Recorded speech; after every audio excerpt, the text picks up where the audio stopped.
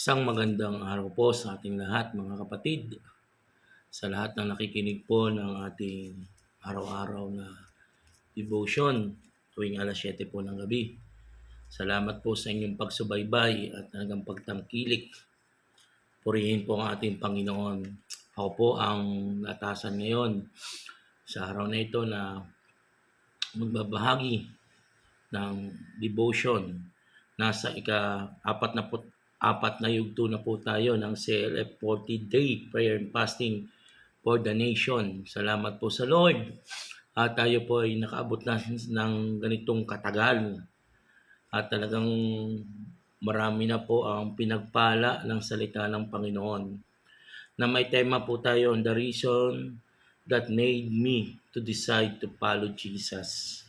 Amen. Purihin ang ating Panginoon Diyos. Tayo po ay lumapit muna at samahan niyo ako sa aking pananalangin bago po tayo magbahagi. Bakit? Anong reason mo na ikaw ay nag-decide na ikaw ay sumunod sa ating Panginoong Jesucristo upang maglingkod? Okay. Tayo po'y manalangin. Panginoon Diyos, ang paglapit ko pong ito ay hinihiling ko na samahan niyo po ako sa mensahe po na pagbubulay-bulayan po namin. At ikaw lang o Diyos ang manguna, Panginoong Jesucristo. Papasalamat po ako o Diyos sa araw na ito na ako po inyong sinamahan sa mensaheng ito, Ama. At ako ipagkalooban niyo po ng masaganang karunungan sa tulong po ng banal na Espiritu o Diyos. Yan niyo po ang labi ko. Malantad mahayag lang po ang inyong karunungan na sagana, ang inyong pong banal na Espiritu sa bawat isa. Lukuban niyo po ako ng banal na dugo, palibutan maraming ngayon. Salamat po, Ama. I-bless niyo po ang lahat ng nakikinig at bilang lingkod mo, Ama, bless niyo din po ang aking pagbabahagi nito ng salita. Salamat po, Lord, sa ngalan ng Panginoong Jesus. Amen, amen. Okay, ulitin ko po. Ang tema po natin ay the reason that made me to decide to follow Jesus. Ito po yung isang sagot ko. Mababasa po natin, alam na kahit bata po alam ito, kaya sa uluhin. Pero ano po ba ang napakalawak ng nilalaman ng salita ng Panginoon na binabanggit po sa John 3:16. Sapagkat kayo na lamang ang pag-ibig ng Diyos sa sangkatauhan, kaya't ibinigay niya ang kanyang kaisa-isang anak upang ang sino mang sumampalataya sa kanya ay hindi mapahamak kundi magkaroon ng buhay na walang hanggan.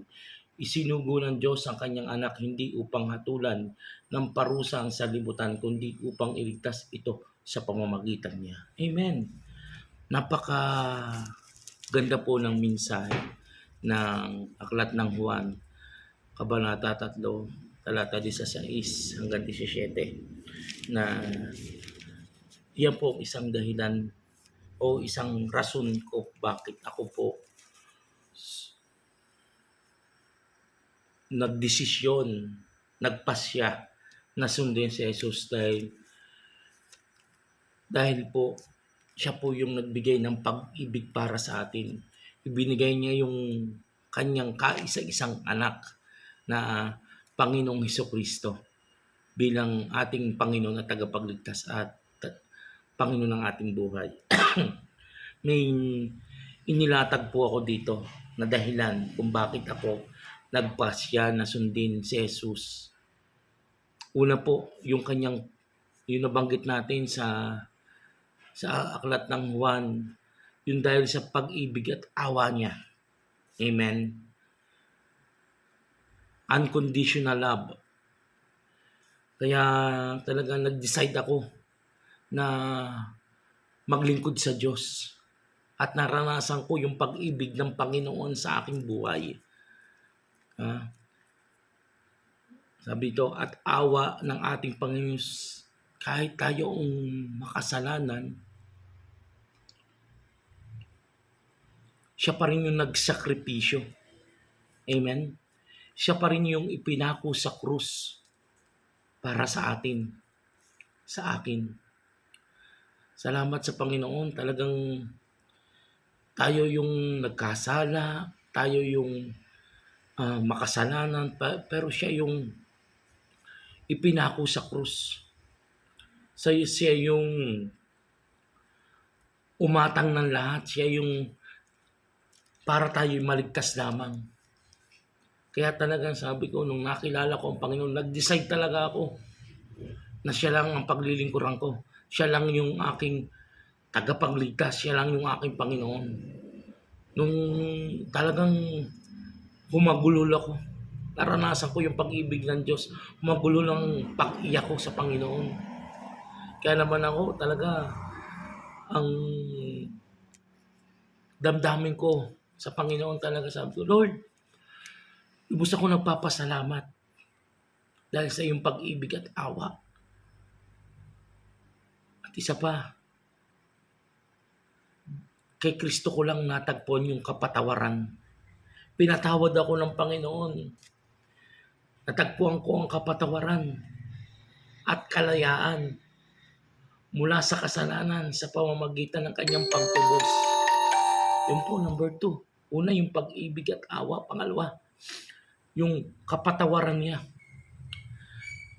Kaya naman ang puso ko nag-decide na maglingkod sa kanya. Na sundin siya. Sumunod sa kanya. Sapagkat naranasan ko yung kapatawaran ng Diyos. Pinalaya ako ng Panginoon. Hallelujah. Tinubos niya ako sa kasalanan. Siya yung pinarusahan, siya yung hinagupit. Kaya ako'y namangha sa kanyang kapangyarihan. Na dapat tayo ang paluin, tayo yung parusahan. Pero dahil sa pag-ibig, awa at kapatawaran ng Diyos, tinubos tayo, pinalaya tayo ng ating Panginoong Jesucristo.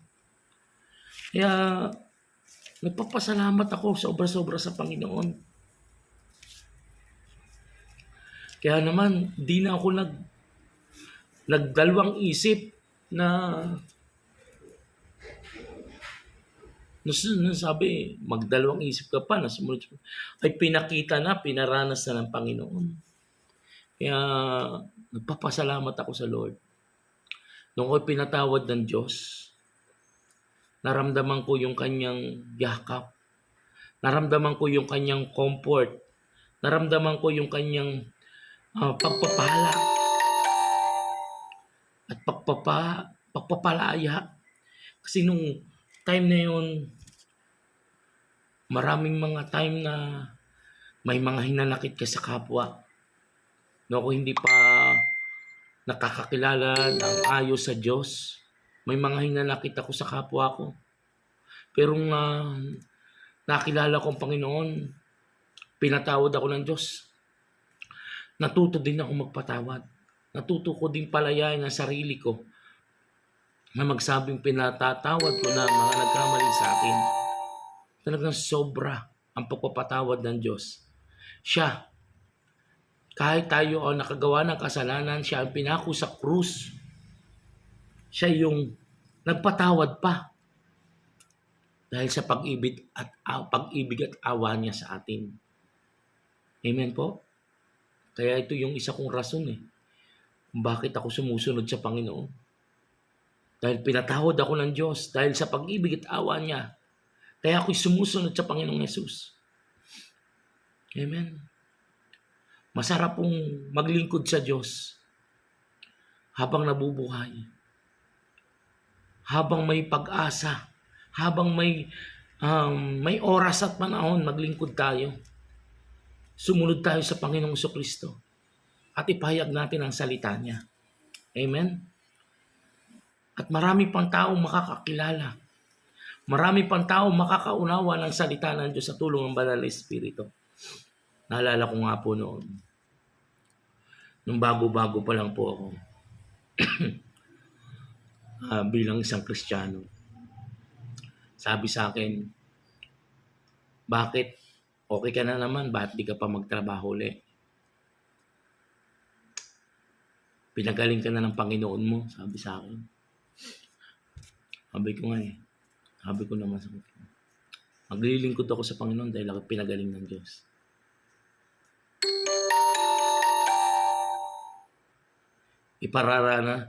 Pinarana sa akin ng Panginoon yung kagalingan. Susunod ako sa Kanya. Hindi ako pababayaan ng Panginoon, maglilingkod ako sa Kanya. Kung ano yung naranasang pagpapala ng kagalingan, naranasan na pag-ibig ng Diyos at kapatawaran, sabihin ko sa tao. Tinawanan lang ako ng tao. Tinawanan lang ako nung nagsabi na bakit. Nung narinig yung sinabi ko, na maglilingkod ako. Sabi, pero napatunayan naman ng Diyos. Kapag sumunod ka at inuna mo siya, hindi ka niya pagkukulangin. Kasi nakikita ng Lord ang puso mo. Kung paano ka sumunod, magpalo sa Kanya. Paano ka sumunod sa Kanya. Nakikita ng Diyos ang puso mo. Amen? Nakikita ng ating Panginoon yung pag-ibig niya sa iyo, pararanas niya. Amen? Kaya kapag sumunod ka naman sa Panginoon, sabi, hindi ka niya ipapahamak. Diba? Magkakaroon ka pa ng buhay na walang hanggan. Amen po? Purihin ang Panginoong Jesucristo. Napakaraming karanasan ng yung na kahit sabi ilang taon pa lang, 12 years. Pero marami ng karanasan sa pagsunod sa Panginoon.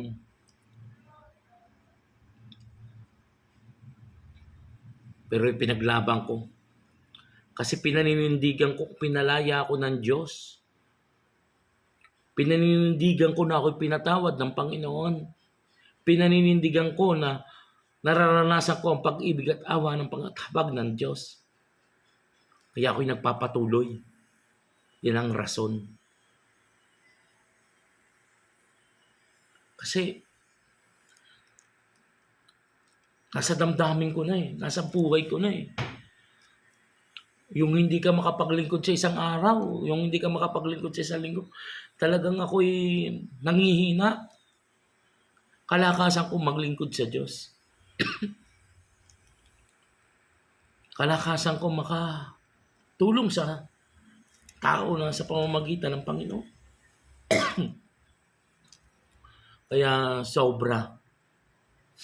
Pinaranas sa akin ng Panginoon yung complete healing. Pinaranas sa akin ng Lord yung bagong puso, bagong buhay, bagong pag-asa.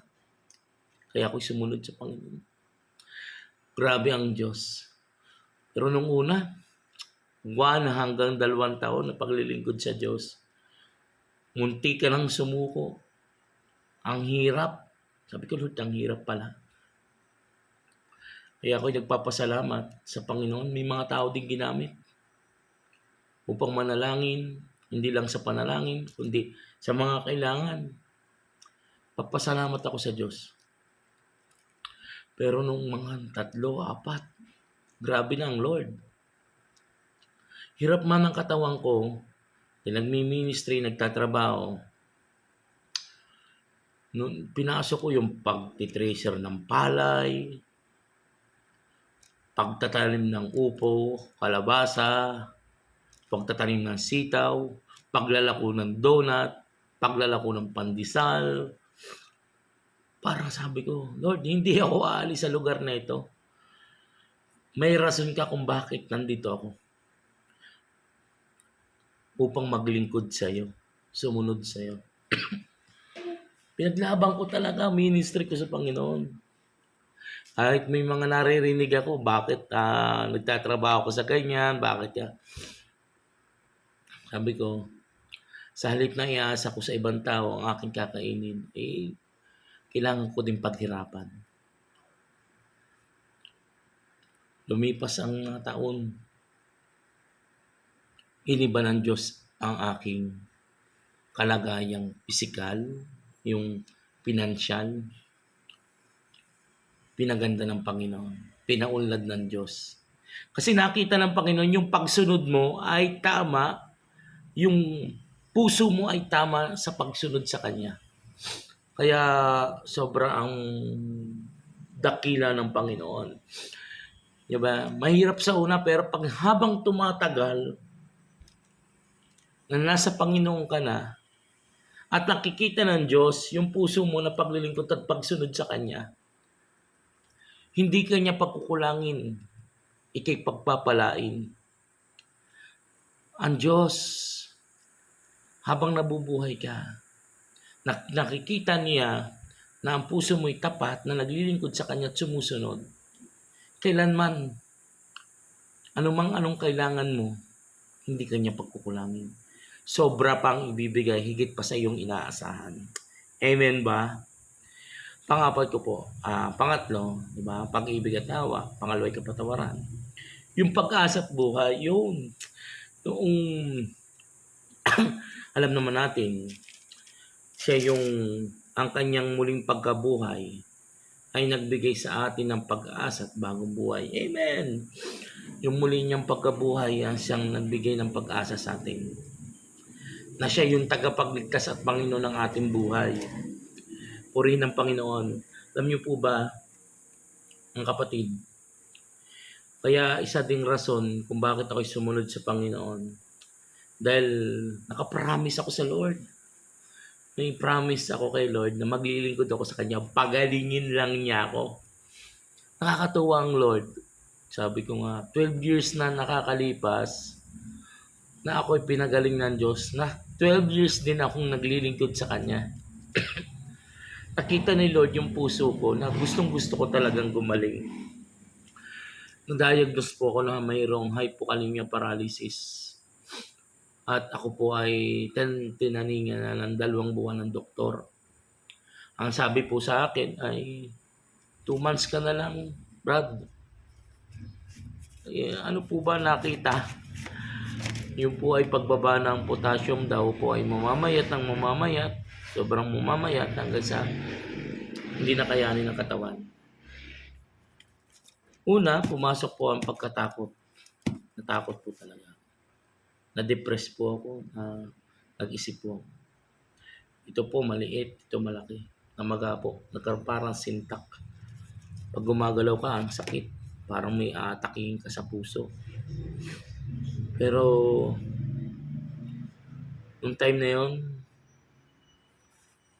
marami na ako naiisip na mali. Na gusto ko nang magpakamatay, gusto ko nang ganito, ganyan. Pero salamat sa Lord, may mga taong ginamit upang ibahagi ang salita nila.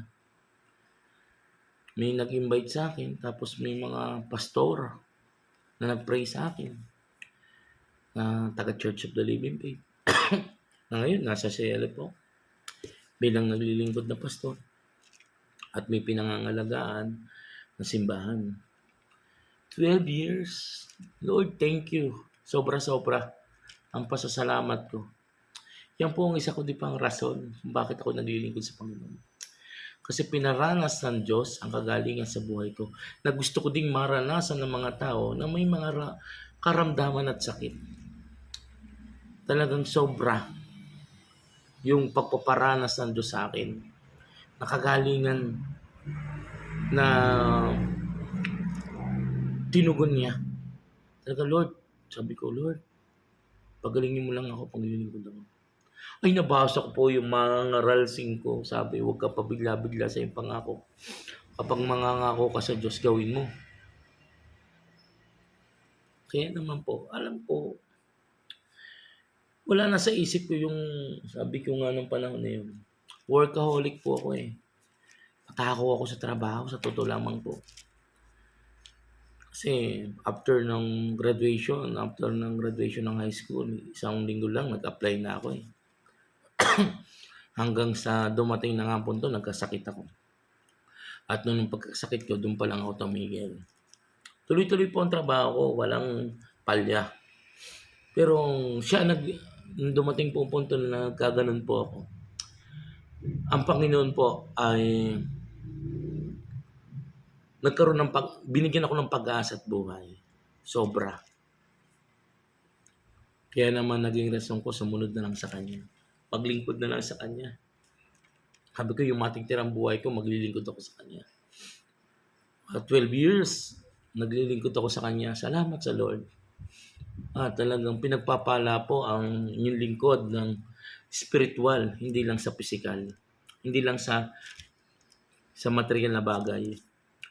Salamat po sa Lord. Yung 12 years na yun, yung church po na ngayon ay magta 13 years na. Wow, grabe, di ba? Ang Panginoon, nakita ko yung result ng pagsunod ko sa Panginoon.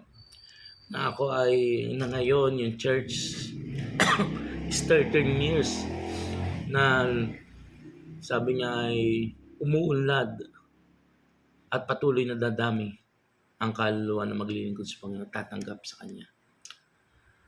At magpapatuloy ako maglingkod sa Kanya habang ako'y nabubuhay. Siya lang ang aking paglilingkuran, wala nang iba. Ang Panginoong Hesus lamang. Salamat po sa Lord. Pang-apat, ang rason ko, yung relasyon ko sa Panginoon. Dati, yung relasyon ko sa Lord, mali. Noon, talaga tanda ako. Kasi, nasa bisyo po ako ng alak, bisyo pa ng sugal, bisyo pa ng sigarilyo, ganyan. Marami. Pero nung time na nagkasakit niya ako, marami akong iniisip. Pero nagkaroon ako ng time na magsisi talaga sa kasalanan. Humingi ng tawad sa Diyos. Ayun, tinanggap ko ang Panginoon. Personal. Nagkaroon akong personal na relasyon sa Kanya, sa Panginoong Hesus. Napatawad ako ng Diyos. Talagang, nung ako'y pinatawad ng Diyos, as in, humagulhol ako ng napakalakas na iyak. Kasi,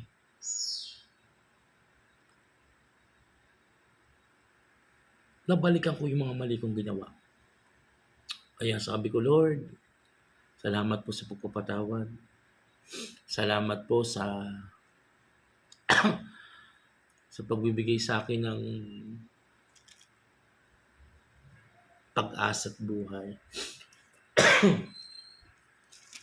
Kung bakit ako hanggang ngayon, ito yung rason ko. Ito ang dahilan ko bakit ako nagpasya na sundin si Jesus. Na siya lamang ang paglingkuran ko. Amen?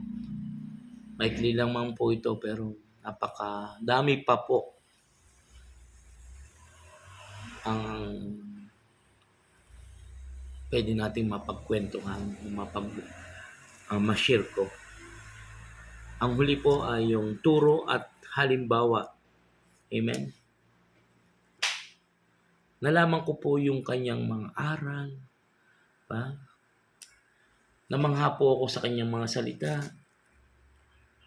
Napakadami pong kamangha-mangha at kagilagilalas na salita niyang turo at halimbawa. Dahil sa kanyang pag-ibig, sa kanyang kababaang loob, naging inspirasyon ko po ang kanyang paglilingkod ng ating Panginoong Jesucristo. Kaya namangha ako ng sobra. Kaya nagdesisyon ako, sa iyo lang ang susunod. Sa iyo lang ako maglilingkod, Panginoong Hesus. Sapagkat ikaw ang nagbibigay ng kaligtasan ng buhay ng aming kaluluwa. Kaya maraming po salamat sa Lord. Tayo po'y manalangin. Panginoon, salamat po sa hapong ito, Diyos. Kami ay nagpapasalamat at kami po ay kapagbahagi ng iyong salita. Salamat po, Panginoon. At hindi mo ako pinagkukulang, hindi mo pinagbabayaan. Salamat po sa kabutihan, kabaitan. Salamat po, O Diyos. Patuloy kong itinataas sa iyong harapan ang bansang Pilipinas. Patuloy na magkaroon ng pag-ibig at kapayapaan ang bansang Pilipinas. Marami pa pong hindi nakakakilala sa mga namumuno, mula sa aming presidente, vice president, sa lahat ng mataas hanggang sa pinakamababa na namumuno. Kayo, Diyos, ang manguna sa kanila. Bless you po, Panginoon. At ito pong China at Taiwan, huwag na po magkaroon ng sigalot. Huwag pumatuloy ang gera. In Jesus' name, kayo po, Diyos, mong kapayapaan. Magbigay ng kapayapaan at pag-ibig sa kanila. Panalangin ko din, O Diyos, ang ministry po ng bawat isa. Ang Church of the Living Faith, Church of the Living Faith po, Panginoon. Bawat simbahan, i-bless niyo po, Panginoon. Mga pastor na nakatalaga, mga pastor ng Selep, ingatan niyo po sila, bantayan niyo po sila. At ikaw lang ang Diyos na makapangyarihan sa lahat, na makapagbibigay ng patuloy na pag-asa at pagbibigay ng pag-iingat sa kanila. I-bless niyo po ang gawain namin ito. Marami pa po makarinig ng salita mo, Panginoon. Ikaw lang ang Diyos na nagbibigay po sa amin ng lakas, talino, mga karunungan, kaalaman, lahat, Lord. Sa iyo galing ito. Salamat sa pagpapatawad. Salamat po sa pag-ibig mo, sa comfort mo. Thank you, Lord. Bless you po, Panginoon. Bawat isa. Maraming pong salamat, Lord. Pagpalaan niyo po ang bawat ministry ng bawat isa, O Diyos, ng Church of the Living Faith. Salamat po. Ito po ang aking panalangin. Sa pangalan ng Panginoong Jesus, natin magsabi ng Amen. Kingdom blessing po sa ating lahat. Pagpalain po tayo ng Panginoon. Amen.